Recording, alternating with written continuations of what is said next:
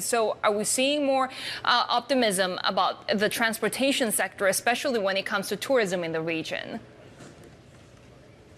Hey, good morning there, Sherry. So we saw an announcement overnight in the Asia hours of Saturday that flight levels will double from 12 a week to 24 in stages through until the end of October. This is really set among the backdrop of these kind of flight frequencies which are from the pandemic era, which haven't really gone away. And also just the demand for travel out of China and into China internationally is still slow to come back to normal levels.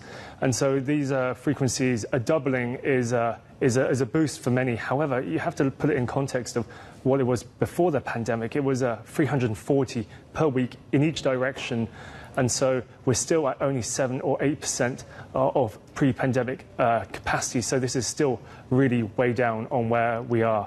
But still, the reaction to the increase in frequencies was pretty immediate. United Airlines announced that it would go from 4 flights a week into China from San Francisco to Shanghai, make that a daily flight, and add Beijing from San Francisco. But still, with demand quite weak, it'll be interesting to see just how the mainland Chinese carriers will open and perform on the stock market in Shanghai and in Hong Kong, just to see what this kind of news means for them, because international travel still is weak and also they're still losing money at the moment. Yeah, that's an interesting point you make, Danny, because consumer sentiment in China is not great. What sort of uptake are we expecting from Chinese travellers? Are they really that eager to get back in the air? This really will be a test, right?